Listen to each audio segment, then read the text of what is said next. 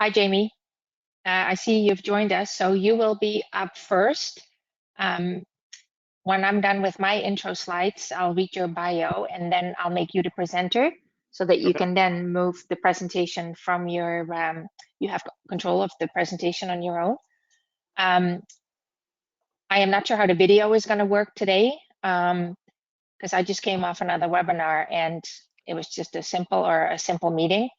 And I did present and everything was lagging. So we might just have to wait and see how that all goes. Okay.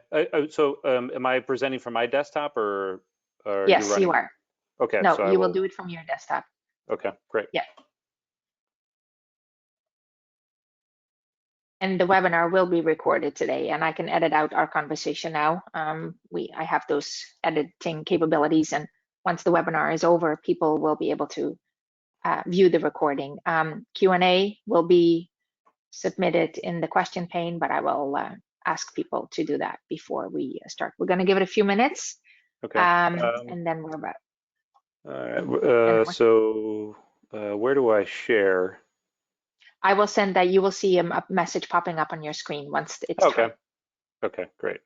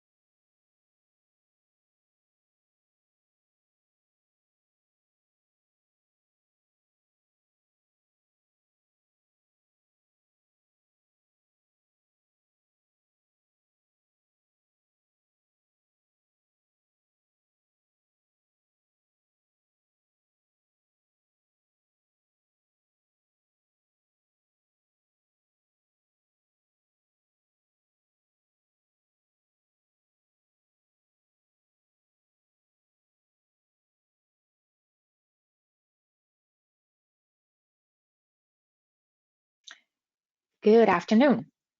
My name is Janneke, and I'm the Managing Director of ITS Canada. Welcome to the first ITS Canada Supplier webinar of 2021. Today's webinar will be recorded. The recording will be made available on the ITS Canada website either later today or first thing tomorrow morning. Wanted to start off with talking a little bit more about ITS Canada. We're the hub for mobility technologies. Mobility technologies enable the safe, efficient, and reliable movement of goods and people. The hub is the place where the needs of Canadian transportation system connect with the ideas, technologies, and capabilities of our members. ITS Canada is the hub where challenges meet solutions. Diversity, inclusion, and equality for all are ingrained in the DNA of ITS Canada. Together, we promote, encourage, and create a culture which supports and celebrates diverse voices of our members.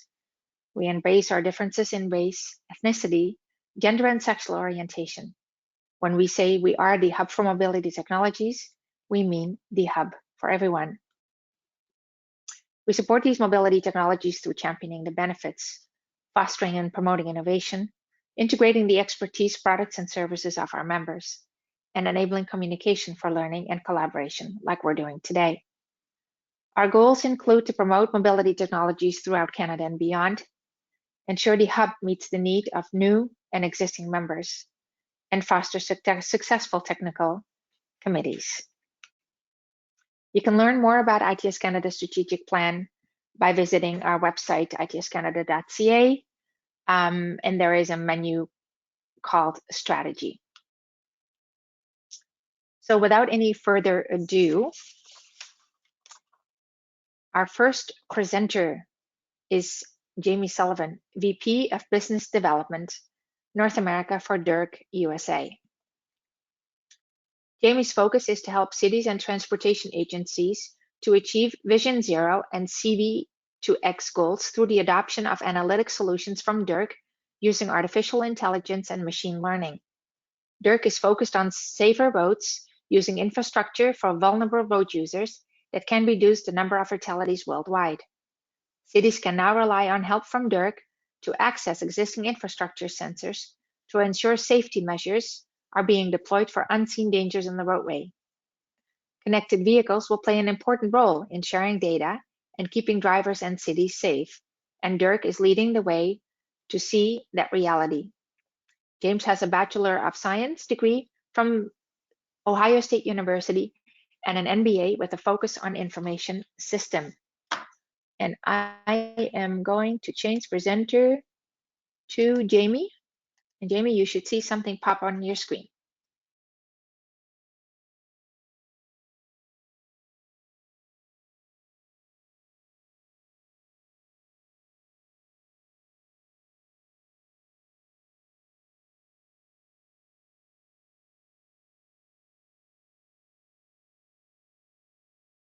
I hope. Jamie, can you hear me?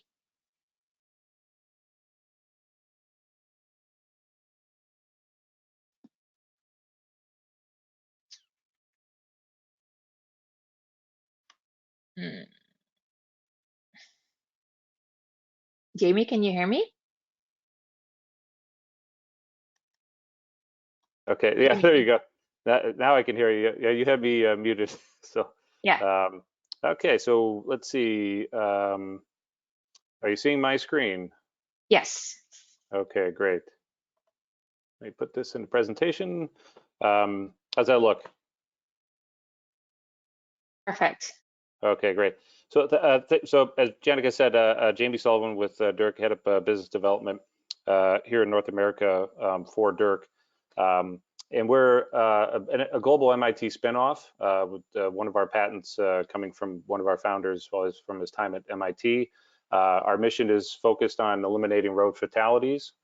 We have a software platform that we'll talk about in a little bit, and we're incorporated out of Dubai and Ann Arbor, and are deployed on multiple continents currently, and hoping to add another one. So some quick background. So a couple of our founders, Dr. George and Carl, are Canadians, and both have degrees from McGill, and our CTO is an expert in the field of computer vision, having spent some time working for a few intelligence agencies here in the US, and we have quite a good sized staff of PhDs on staff. Lots of achievements and awards to validate the things that we do, and some of the industries that we serve, and some of the partners. So a little bit about what is Derq. So we are a software platform, as I said. So we essentially take data from traffic cameras, other sensors, radar, et cetera, traffic signals. We process it through our platform using some of our capabilities around video analytics, some patents around sensor fusion, and some patents around behavioral prediction. And then we're able to generate a couple of different solutions, from real-time connected vehicle to as well as traffic insight and analytics. So as you think about the connected vehicle environment, the sensor environment, everything that's not on a vehicle to make the connected vehicle environment safe is basically the off-board perception, and that's essentially what Derq does. So anything related to infrastructure, we're doing a lot of that data collection, and we're doing it with existing assets and infrastructure. So we're able to deploy and use our software with a lot of existing cameras and sensors. Certainly for specific types of applications might require some greenfield deployments of assets, and then certainly on the insight component, because we're collecting data on pedestrians and vehicles and those kinds of things, by default, we're able to do a lot of this traffic management, violation, incident detection, forensics, as well as a number of things around performance and planning, as well as Vision Zero types of efforts. So as cities are venturing down that path, we collect a lot of that data and are able to provide that. So what differentiates us is we have a leading platform for analytics. As I mentioned, we have a number of high-powered PhDs and engineers that have developed this for a number of years and been working on it. There's a few players that have gotten into the game the last couple of years, and we feel that we're way ahead based on our experience and some of the things we're doing, and we're doing it with leading accuracy. So minimal amounts of false positives to get better data. We're also an open platform, so as I mentioned, we're hardware independent or agnostic, so we can work with a lot of existing platforms that are out there and just be able to take the data from them. So we're able to do a multitude of different components of the connected vehicle or analytics environment. So it doesn't have to be an end-to-end. We can certainly fit in and be able to collect data and do a number of different things. And then, certainly from a modular design standpoint, whether we're working at the edge or in the cloud, we've got a lot of flexibility on that, and then being able to provide that data through APIs. So as we think about what some of our areas of intellectual property and what differentiates us, as you look at the video here, most solutions are kind of focused on loops within the crosswalk, but what we're doing is actually detecting everywhere in the field of view. And this is one of our areas of expertise is predicting vulnerable road user intent. So we can determine when somebody is about to enter into the roadway, and then we can take that messaging and share that 10 times per second in a number of different ways, whether it's to a connected vehicle, to a rapid flash beacon, to an application, and obviously whether it's DSRC or 5G CVTX, there's a number of different ways that we can do that. And so our goal here is to be able to predict that intent and potentially add up to a couple of seconds back into the equation before a crash may happen to hopefully minimize it or hopefully avoid it altogether. So this is just a good example of looking at the data on the right. We were able to detect a pedestrian jaywalking here in the field of view, certainly outside of the crosswalk, and then other pedestrians and vulnerable road users entering into the intersection.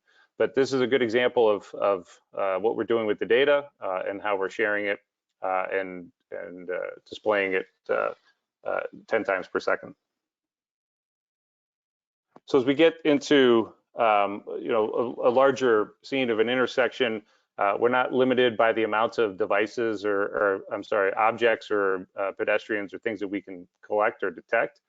So we're, obviously you can see there's crossing intent, there's vehicles, there's lots of things going on in the field of view here on the left from the sensor, and then we're able to identify those objects and then put kind of a top-down overview on the right to be able to identify just where they are and what the intent and the path that they're going to take and predict that, which obviously has a lot of implication for safety measures.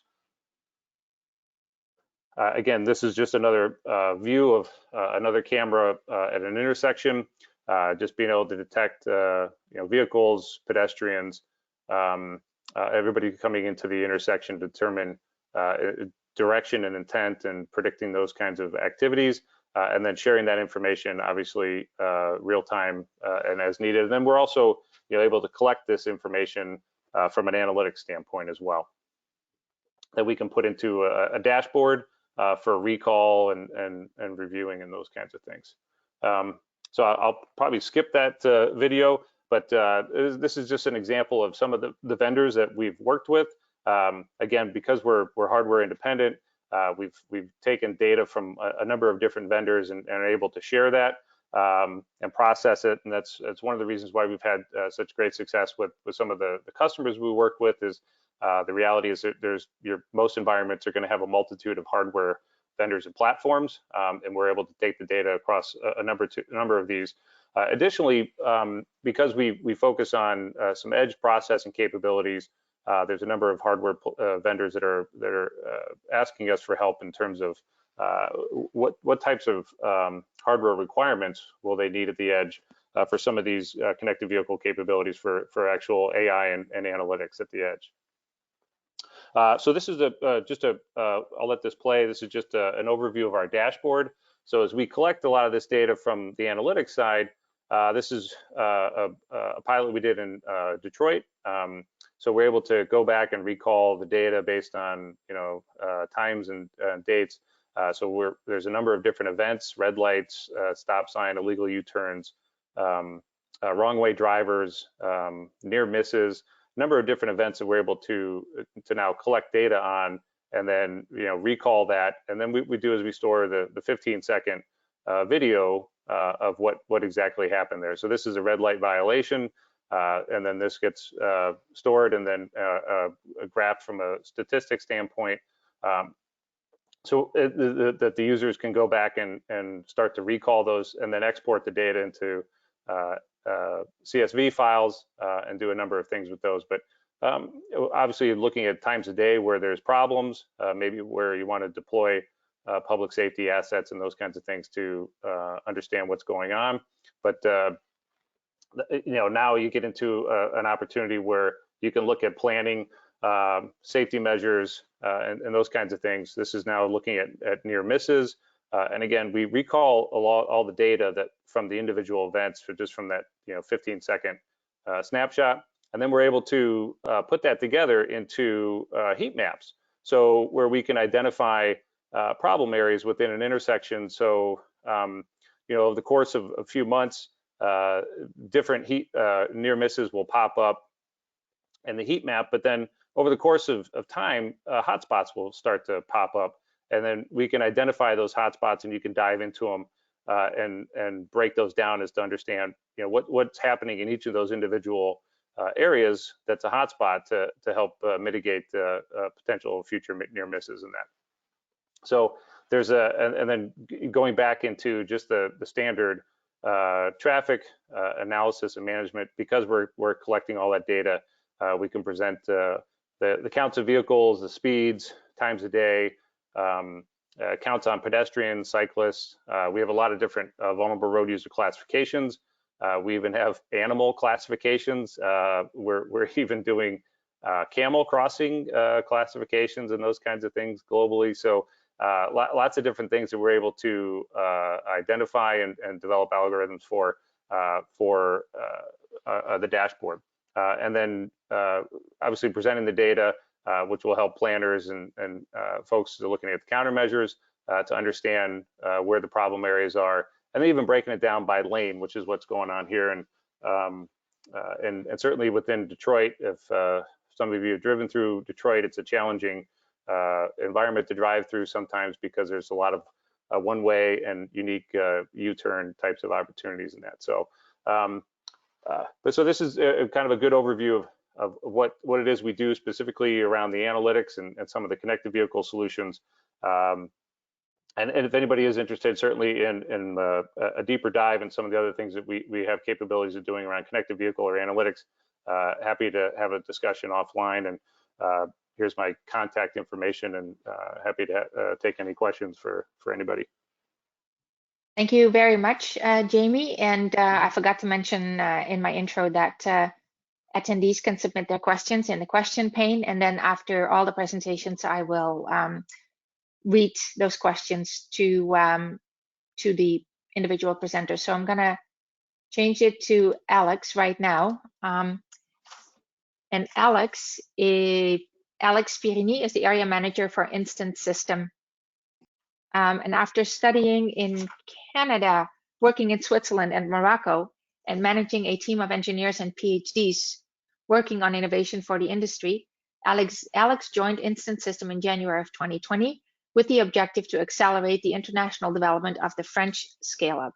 He now supports local authorities and transport operators in their transition to digital urban mobility, especially through mobility as a service or MaaS projects. Innovation is a mindset that concerns all sectors, both private and public, and needs to be shared worldwide. And Alex, I already see you've got your presentation up, and the stage is yours. Thank you very much. Good afternoon, everyone. Well, pleased to meet you all. We just joined IDS Canada a few weeks ago, so it's pretty new for us. And thank you for having us today, Yannicka. So if you all see my screen, so I will start with the presentation. So What we do at Instant System is providing white label solutions for either local authorities or public transport operators. The company was created in France in 2013 around the development of a multimodal, intermodal, real-time and predictive journey planner. In 2015, we started developing apps around this journey planner, and in 2016, we launched our first big app called Bien Navigo that we developed for Île-de-France Mobilité, which is the public authority in charge of transportation for the whole Paris region, which is called Île-de-France. So it's been running for 4 years now. Then we started working with some public transport operators like Keolis and RITPDev, for example.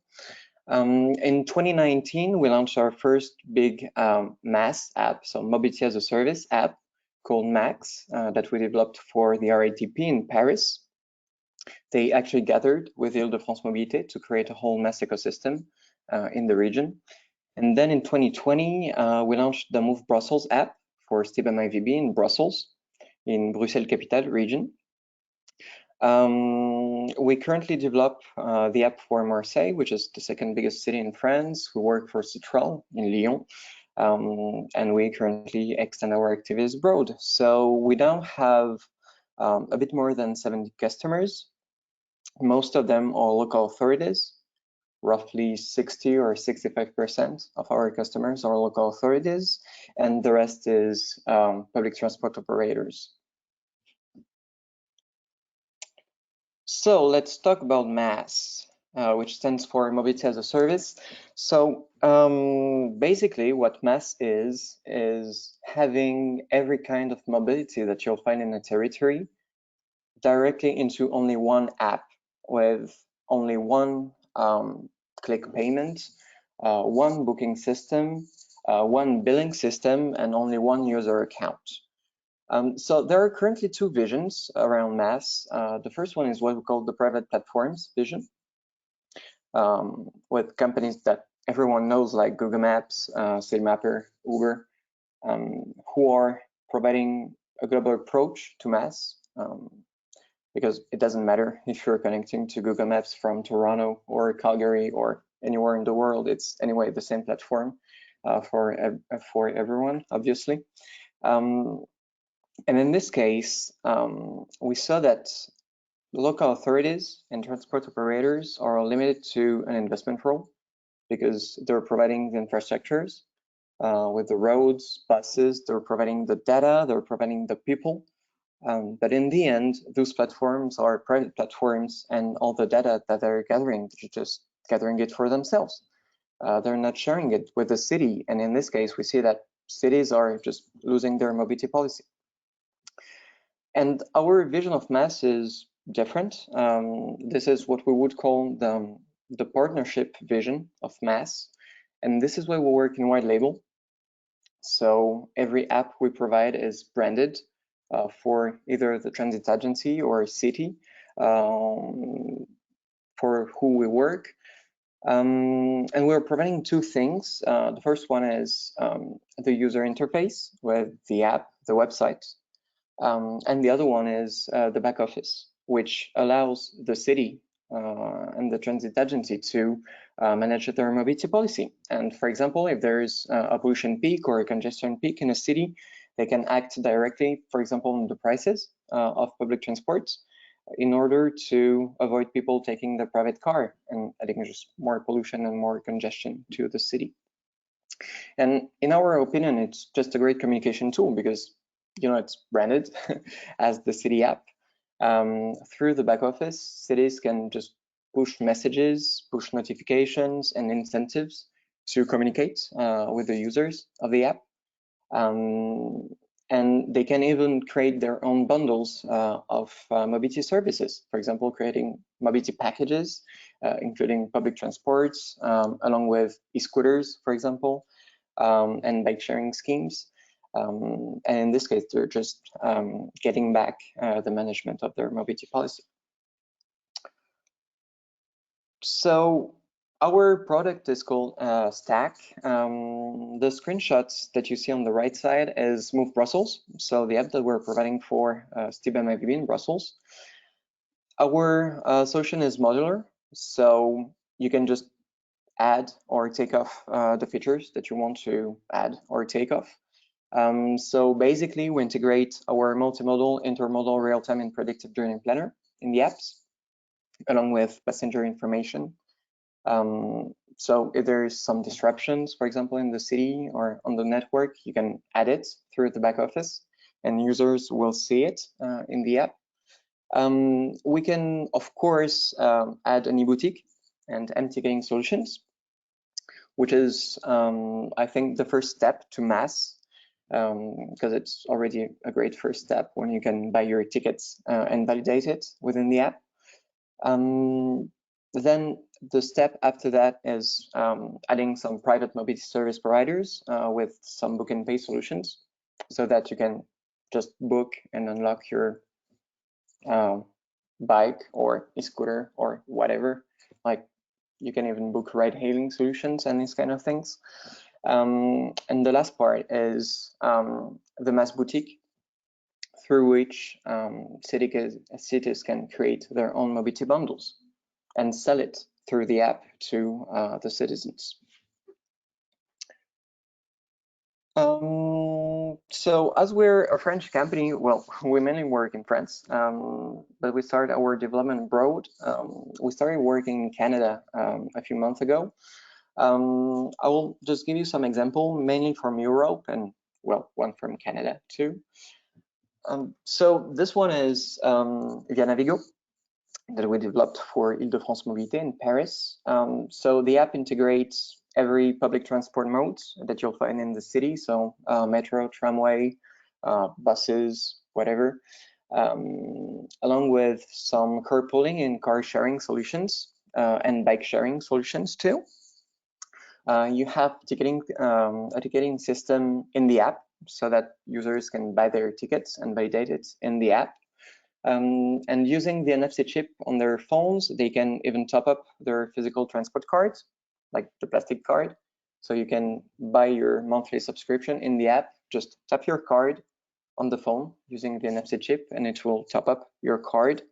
And as the card is emulated in the phone, even if the phone is shut down, it will act as your actual card, and you can still use it to open the gates in a subway, for example. And also offers live guidance for users on their multimodal trips.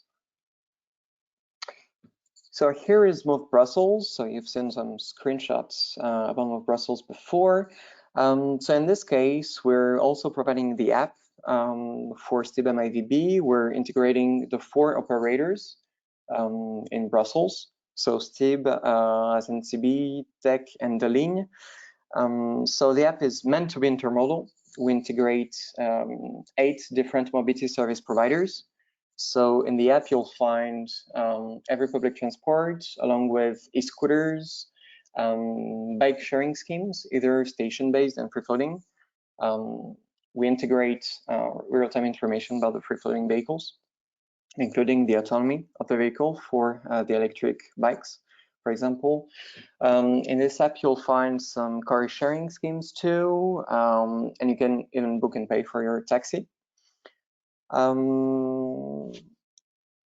Then we have the e-car project that we're developing for Marseille, which is the 2nd biggest city in France. So to give you some figures, the Île-de-France app covers a 12 million people area. For Brussels, it's 1.5 million people. Here in Marseille, it's 2.4 million people area. So in this mass platform, we'll integrate 40 different operators into only one platform, which is pretty complex actually to do. And this project is very interesting because we developed the mass boutique, so the one which allows the cities to create their own mobility packages for this project specifically. And we'll reuse it for the other authorities who we work with. As we work in SaaS mode, when we develop some new features for customers, the other customers have it too, and we update every app and every system. So this back office allows them to create their packages. So for example, they can create a monthly subscription, including unlimited buses travel with 2 hours of bike sharing, 3 taxi rides, 2 ride-hailing rides into one subscription, for which people will be able to subscribe. So what you can see on the right side is what it looks like when you're creating your own mobility package. And this one is what it looks like when you had created a lot of mobility packages, and you can just activate some or deactivate them, depending on what kind of subscription you want to push or not, depending on your mobility policy. Then we have the Citroën project for Lyon, which is the 4th biggest city in France, which is a complete mass ecosystem. So we started with the e-boutique and the mass boutique, and we're integrating passenger information too. For the validation of the tickets, it includes both QR codes, NFC chips, and Bluetooth. I didn't say it, but as we do not provide our own ticketing solutions, we're used to work with any provider currently on the market, so we can connect to anyone when it comes to ticketing. We currently work with Conduent, Flowbird, VIX, Actel, well, any player currently on the market, and we can integrate any kind of ticket validation too. And the last one is our first project in Canada, actually, which is the Wheeltrans app that we developed for Giro and TTC for the Greater Toronto area.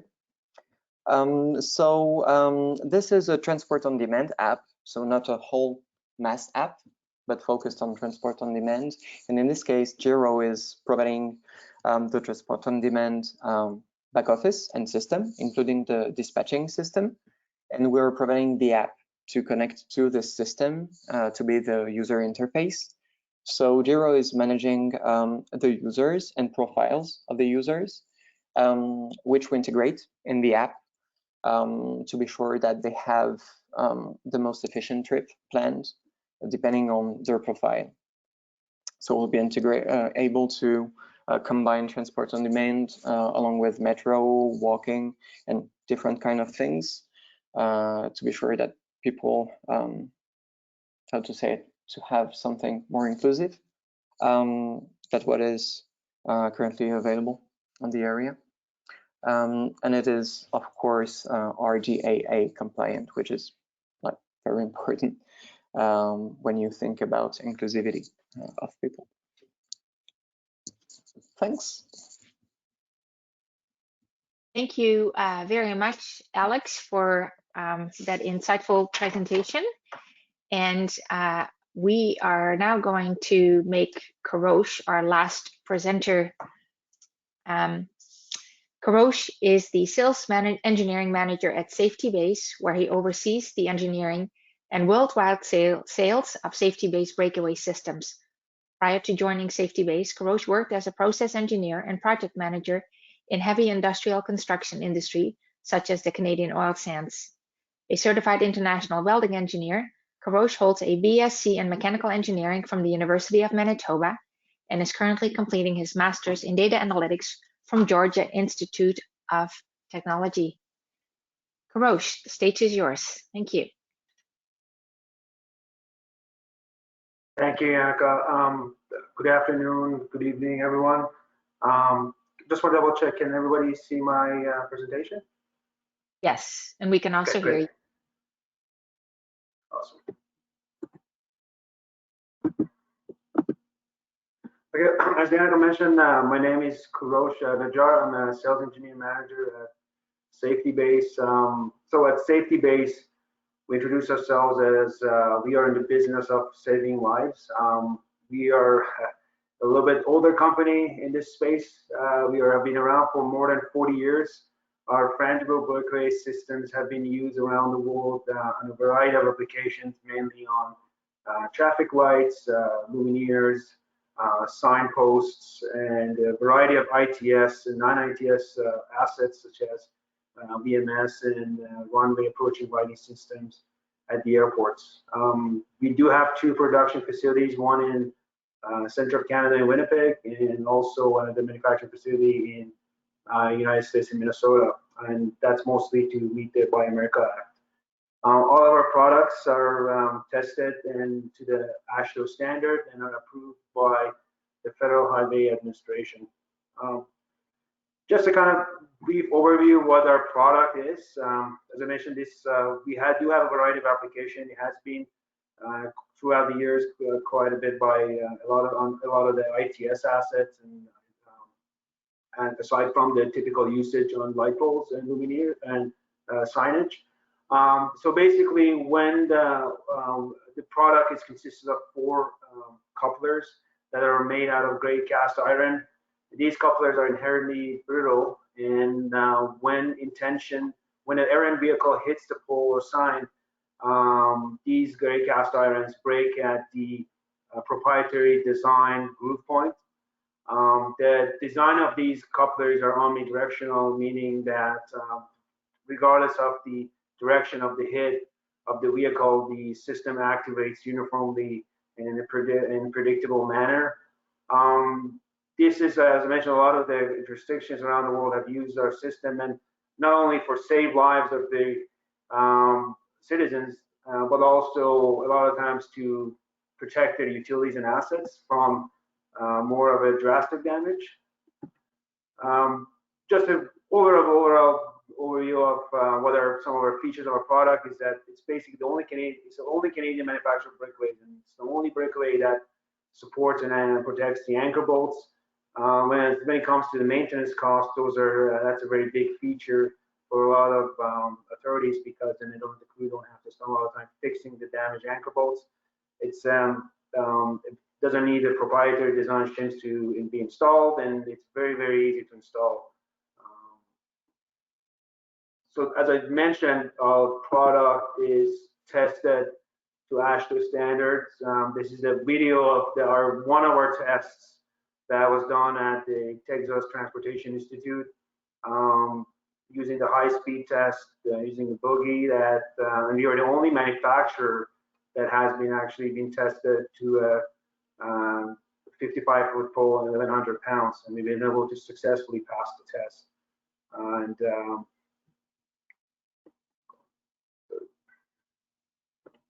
next slide. So as in our long history for the past 40-something years, we have been used all around the world, from Australia all the way to South America. Our major territory is Canada and USA, but in the recent years we have seen a great deal of growth in South America and Caribbean. We are in final stages of approval to be used in Israel, and Israel seems to be the leader in the region to adapt frangible breakaways for the road safety. We're also looking into getting approved in the UK, but we were waiting on the sidelines there to see the effect of Brexit on any of the road safety standards and regulations that could happen. This is the overall shot of some of the systems that have been used around the world. On the left corner there, that's one of the VMS posts that we did in Saskatchewan, 3 sign posts, and as I mentioned, we have been used all around the world, from the Canadian Rockies all the way to Trinidad and Tobago to Rhode Island. And it's a great system to be used, not only, as I mentioned, to protect the pedestrians or vehicle travelers, but also to protect assets as well. Some of the new products that we're working on and we are very excited about. This is a patented product manufactured with one of our Brazilian partners, which we're very happy to offer to our Canadian market. And the posts are made completely from recycled plastics and can be used on single or multiple post signs.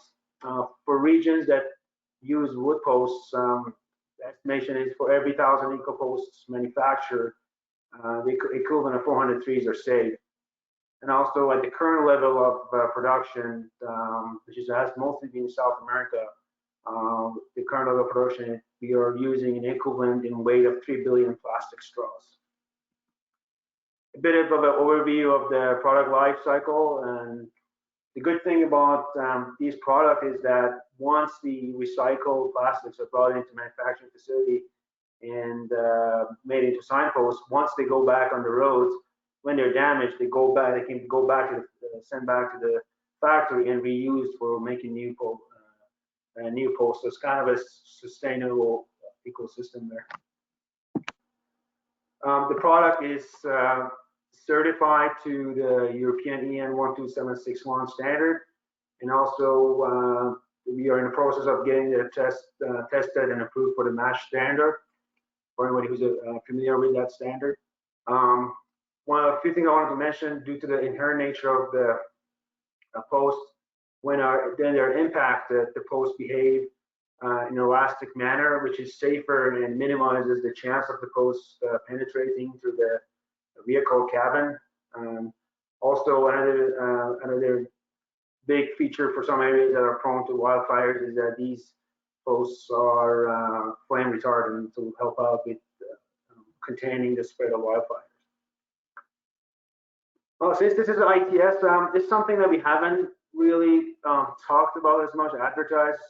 We are new to this space, but we obviously in recent years we have witnessed a tremendous growth in the adaptation of technology and AI systems in the transportation industry. In particular, we see this as a great growth upside for many years to come. So this is kind of as our part of our baby steps, if you may, introduction into this space. We have started to offer in limited capacity video and image data annotation services that could be used for a variety of applications, whether it's risk diagnosis, micro and macro traffic studies, and any other projects that would involve with AI. So if any of the organizations do use these videos and they need the output for any of their particular applications, we would be very happy to provide annotation services, and beyond that, any other machine learning or data analytics services that they would require. This is just a video of a highway expansion project that the team has done. They use multiple drones in this instance to use it for tracking the vehicle speeds and trajectories, which then they use those data to run their simulation scenarios. So that kind of brings me to the next topic is aside from video annotation, we could also help out with also using the latest traffic simulation software such as PTV, VSUM, and MSUM, and also Transcat for macro studies. Our team can provide simulation services for transportation modeling, demand forecasting, or any other related applicable projects.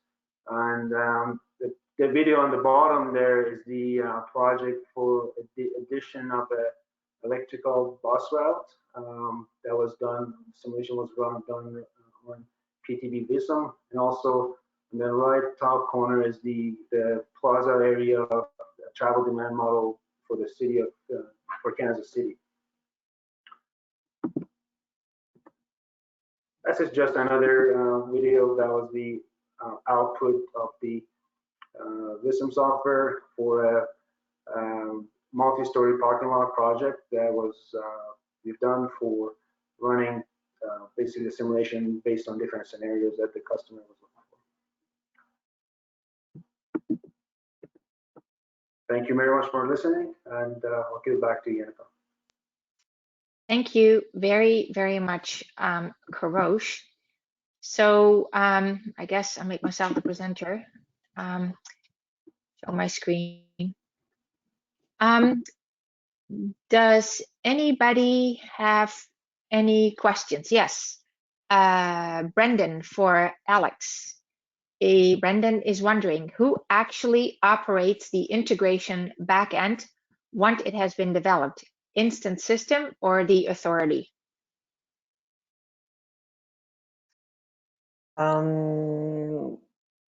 So just to be sure that I understood the question, so once we've done the platform and integrate people, who's managing the platform itself, right?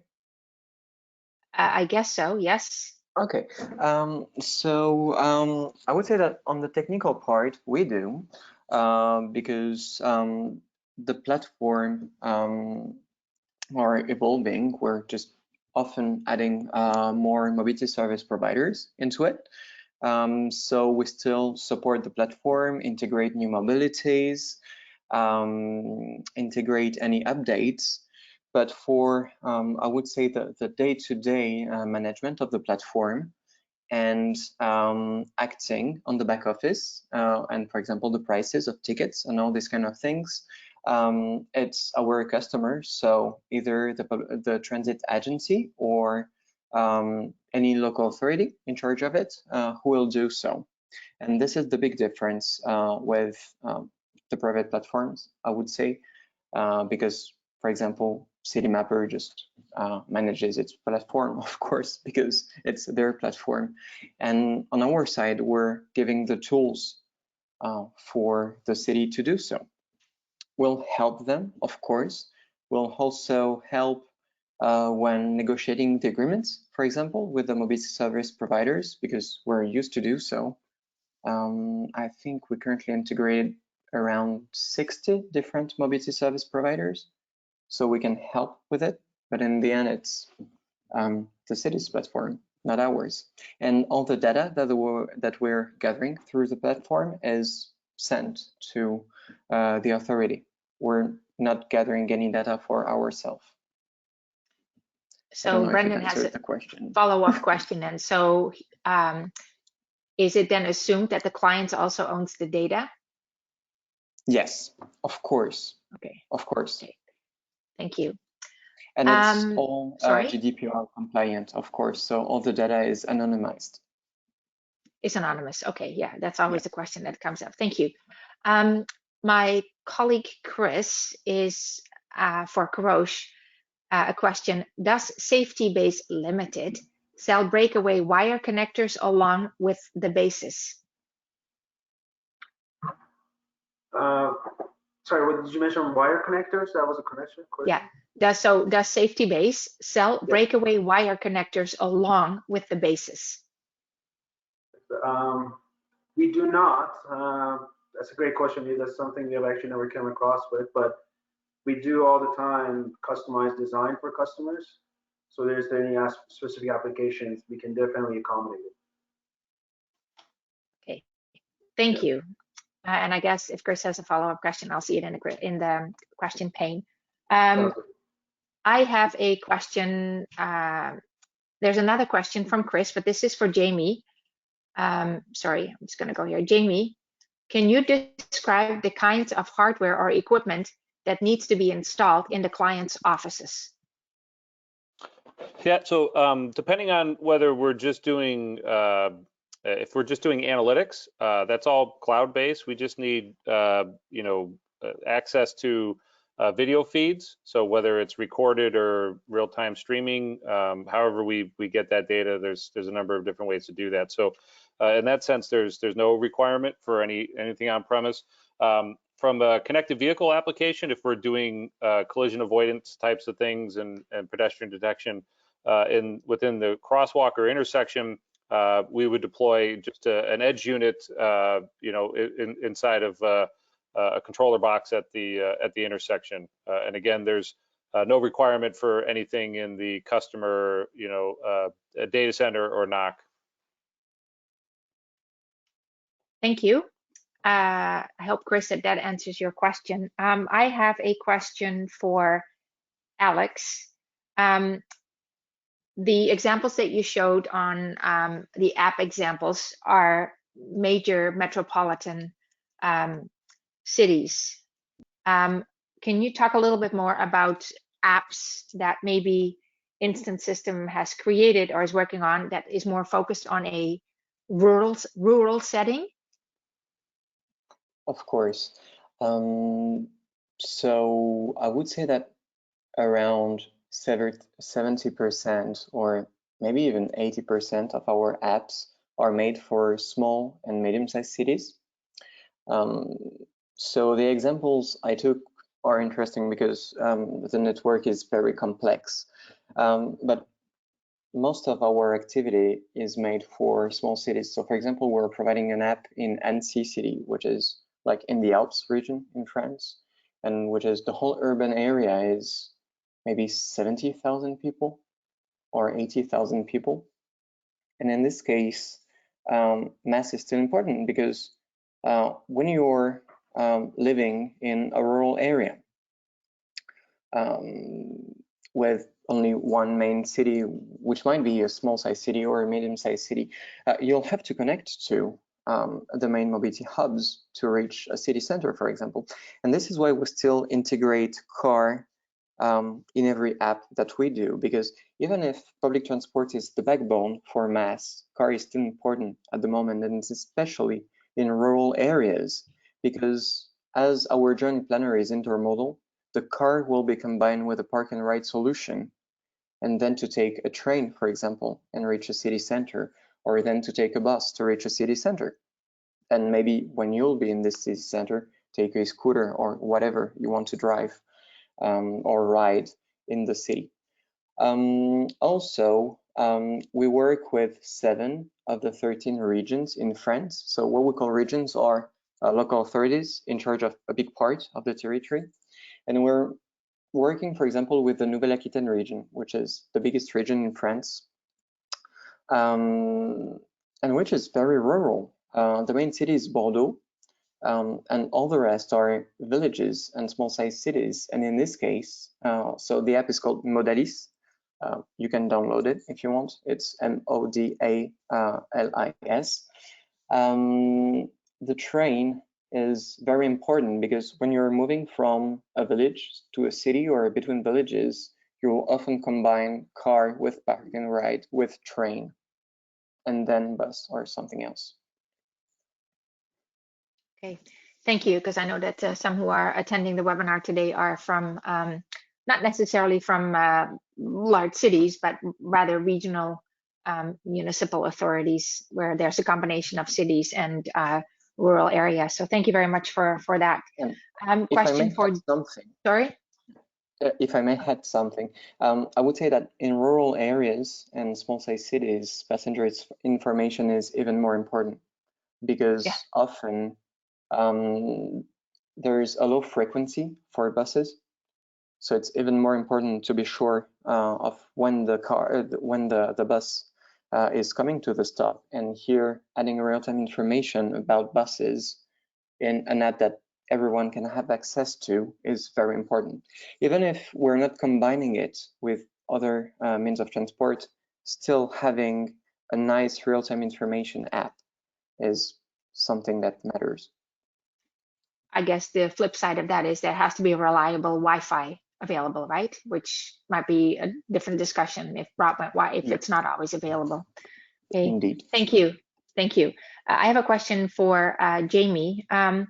In the various examples that you showed us today, does it also, the software, does it also focus on commercial vehicles that are part of the data collected in intersections or on the road? Yes, it does. So we do vehicle classification around some of the standards for those here in the U.S., and we kind of group some together. But yeah, if the goal is to do vehicle classification, yes, we do. You do. And then the other question, I think that has come up before, but probably of interest to the audience, is the software impacted by climate, whether it's hot in a hot climate or in a cold climate? No. So most of our operations are in Dubai, and it's pretty warm over there. So they're very accustomed to that and work with specific hardware vendors that can support that and know what kind of NEMA and climate enclosure and those kinds of things that are required. So, but obviously there are limitations for areas of where there's fog and sandstorms, snowstorms, those kinds of things from a visibility standpoint with video analytics. But we're able to show poor connections and poor visualizations. We're still able to run our AI and analytics on some of those as well. So every environment's unique, but we're usually able to overcome it. Okay, thank you. And then one last question for Korosh. And so streetlights, I'm not sure if they have different dimensions, maybe in Canada, then different in the United States, different in Europe. So the bases, are they based on molds, and then you just create different molds for different countries that you sent your products to? How do I have to envision that? Yeah, great question. So the breakaways are very versatile in terms of compatibility with different foundations, if you may. We do have, because there are stringent test requirements. So as soon as you basically change a diameter of an anchor bolt thread, you do need to test the product. So we have tested our couplers to a variety of common size anchor bolt sizes that we've seen throughout the world. So based on the selection of coupling systems that we have in our arsenal, we have been able to basically meet around the world most of the standards, the requirements, and specifications. But again, if it comes to the time that it requires a customized solution, we can do that all the time, whether it's through creating like adapters or whatnot. We come across that all the time. But we have bases that are from that are only 6-inch BCD in diameter, and they go all the way to 30 inches in diameter, and especially in areas that are very prone to high gust of wind and hurricane kind of conditions. So, but we are very versatile. Thank you. Those are all the questions that I have. I don't see any other questions from the audience. And the recording, like I said before, will be shared on the website. I want to thank the audience, but in particular our presenters, Jamie from Derq, Alex from Instant System, and Korosh from Safety Base. Thank you. Stay safe. And if you have any questions, please I encourage you to follow up with the presenters, any questions that you may have. Have a great afternoon, everybody. Thanks, Janica. Thanks, everybody. Thank you. Thank you.